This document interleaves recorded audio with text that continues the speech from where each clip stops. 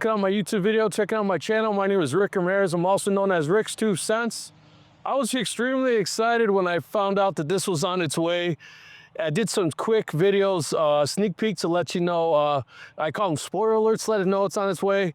And then I didn't do the review, and everyone started hassling and hounding me and saying, Rick, where's the review? Where's the review? Where's the review? Well, if you see the ground, I'm in the Chicagoland area. Unfortunately, before it was on its way, we had a whole lot of snow. And once it was on its way and it arrived, we really haven't got anything other than 2 inches. But I have had a chance to use it a couple different times. And I also wanted to address a couple things that I saw in bad reviews that people actually say on this particular machine. So first thing that I want to hit is a couple key points that I think are great. And is I don't care what brand snowblower you buy, lawnmower you buy. A lot of times what I'm actually looking at is what is the motor, right? Because that's what's actually gonna last long and actually give you the long life of a product. And this is a Toro motor. This is a 420 cc motor. So this is the biggest, baddest. You're not gonna get any stronger of a motor than this itself. So with that in itself, what I'm saying is that it's super strong, but with a big motor comes a lot of weight. So you're gonna hate this snowblower, and when you break yourself of bad habits, you're gonna love this snowblower. And the reason that I'm saying that is because this is not a snowblower that you wanna muscle, because at the end of doing your driveway, your arms and your shoulders are just gonna kill you. You really, on the bottom of this, if you wanna zoom, come over here, on the bottom of each side, right here. On the bottom of each side here is a clutch on both sides. And what those are is it's hydraulic steering. So rather than you taking this and you try to manhandle it, you know, or using these levers, use these hydraulic clutches, and it's gonna engage or disengage each one of these tracks. You wanna show the tracks? So these tracks here, they're literally like a tank, right? So well built, really thick pins, you know, and I like the fact that it has pins because if something was to get lodged in here, a big stick or something, you can break a pin or something and then really replace it, and you don't break the hardware itself because it's gonna have a breaking point, right? Everything is replaceable, all these little wheels. So, you know, 20 years down the road, something gets wear and tears, you can actually replace them. That's great. Since we're here in the front, you're gonna notice that it does have an electric start. A lot of times you don't use these as often as you should. You don't start these as often as you should. And if you don't, this is gonna be your best friend because, you know, maybe it gives you a little bit of a hard time to start because you haven't had a run. Personally, I like to actually start mine at least once a month, you know, and just let it run for, you know, 2-3 minutes.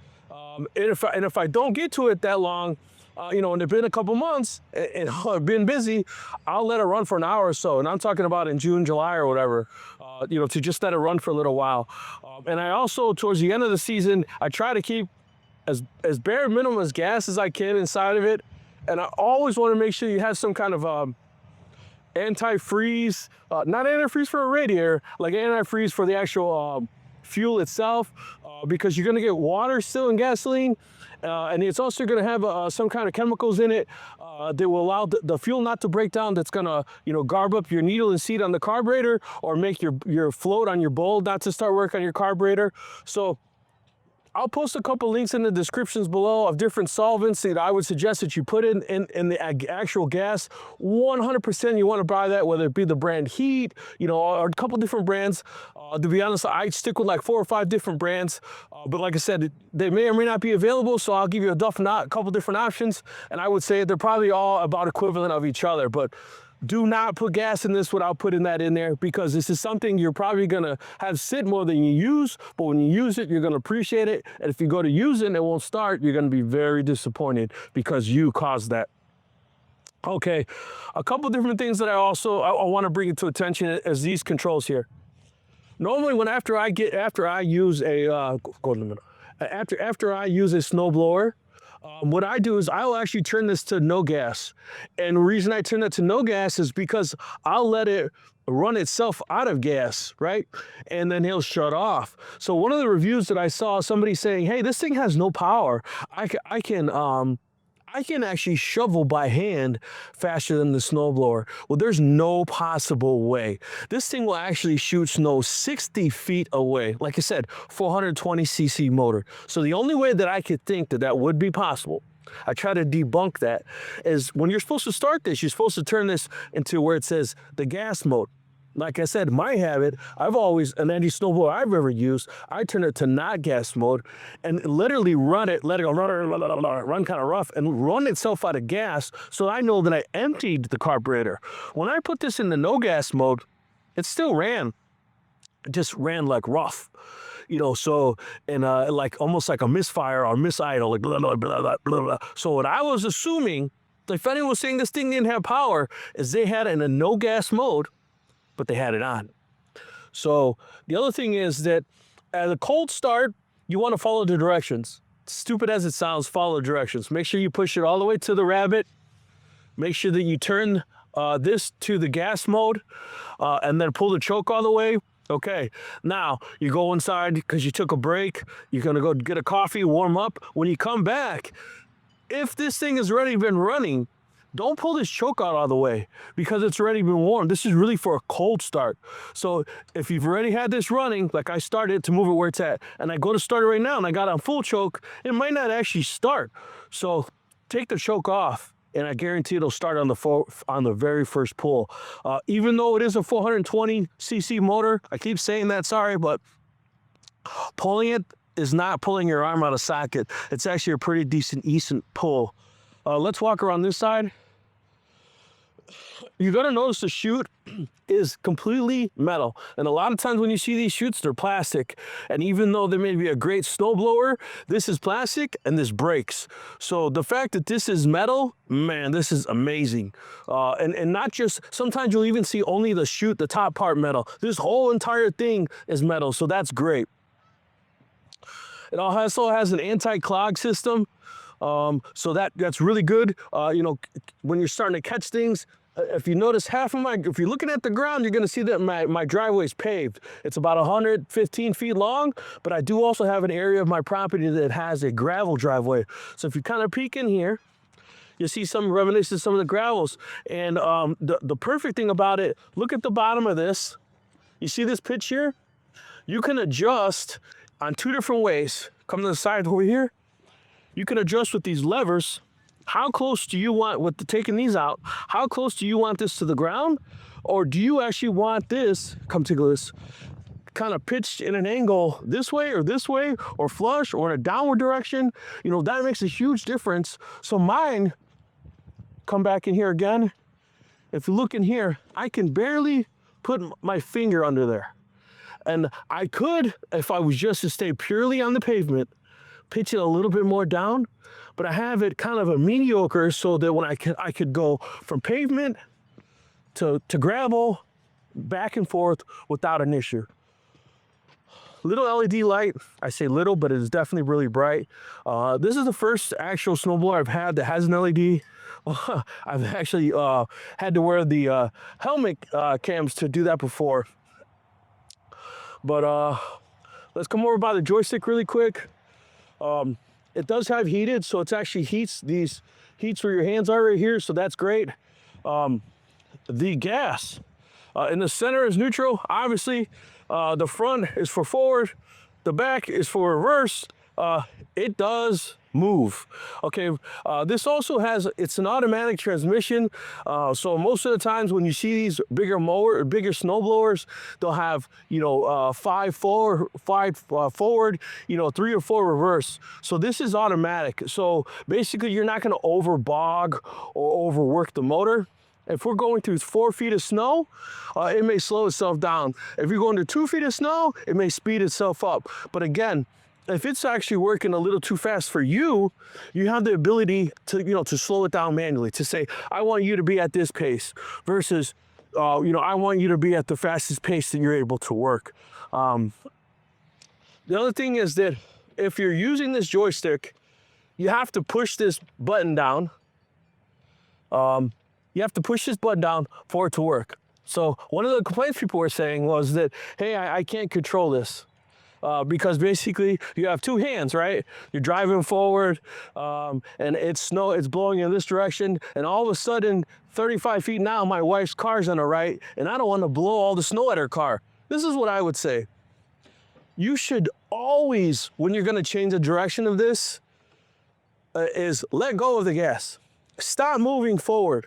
It's okay to keep this guy down because it's going to keep that engaged. And then turn this, move it the direction you want. And what that's doing, since this is still held down, it's actually removing all the snow that's still inside of it, blowing out, and then pull this down and let's keep moving forward. There's no way possible you can do all these three at the same exact time. So the fact that people complain about that, hey man, that's just how snow blowers are.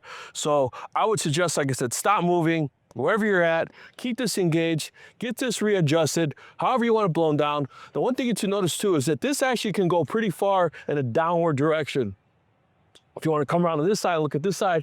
The reason that I'm mentioning that is because, again, with the gravel driveway, I make sure this is pretty much pitched in a downward direction, because if it does by chance pick up a rock or two, I'm not shooting it at someone's house or beating up my neighbor's fence. It's going to hit the ground in this area.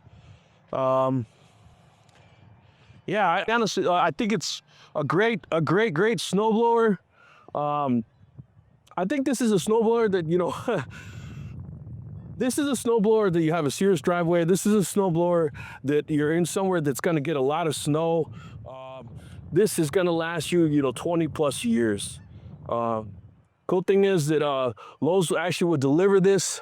This is from Lowe's on a truck. You do not need, any type of big giant area so that they can come and deliver it like in a loading station or anything like that. They will deliver in a residential area and with the loading dock on the truck. Let me know if there's any features, anything you want me to cover on this. I absolutely will. Like I said, a lot of people have been asking, so I just wanted to make sure that I at least do my first impression of this. So far, like I said, it's been great. I've used it 3 times. I just didn't want to do like a full review or any type of review without actually, having a whole lot of snow. I don't think you'd be super impressed with me, going over 2 inches of snow. But like I said, I just wanted to go over the features, what I liked about it. I'm trying to think if there's anything I don't like about it. And to be honest with you, so far, so good. Like I said, when you start this motor, if you're a person who uses motors, you definitely smell in the motor of the exhaust, that the engine has a braking period. So I would say that, keep that in mind, that this motor is being broken in when you're first starting it. That's the rings. You're gonna smell kind of a funnier smell. And that's because also the engines are probably lubricated with a small amount of oil, because as they're sitting in the store, they're not being used, they don't rust internally. So just in cold, that when you're first starting these motors, you're giving it time to warm up before you just, full blast, full throttle, put it to work. At the end of the day, right out of the box, it will. You don't have to let it do that, but this is an investment it's not a cheaper investment, and you want this thing to last 20 years. So you want it to last 20 years, let it warm up for 5 minutes, and then put it to work hard. If you have any questions or anything you want me to go over, let me know. I'll definitely do another video going through some really deep snow. But like I said, because I did that sneak peek, a lot of people had a ton of questions. What it was my first impressions, and this is exactly what it is. So my Rick's 2 cents is, if you're looking for a snow blower when you really need one, you're not going to get better than this one. A Toro, the motor, the light, the anti-clog, this thing right, absolutely insane. So yeah, so just get ready, guys, like I said, for another video, but this is just a sneak peek, first impression. And Toro, you did it well. You did a good job, Toro. Great job. All right, then, guys, I will be completely transparent and honest. I am a Lowe's affiliate. Lowe's definitely does support my channel and helps my channel along. So if you're looking for a snowblower, I will put an affiliate link in the bottom in the description. Click on it, get it delivered, get it ready. But we're still in the heart of winter, so put it to work. Thanks, guys. Thanks for watching. God bless.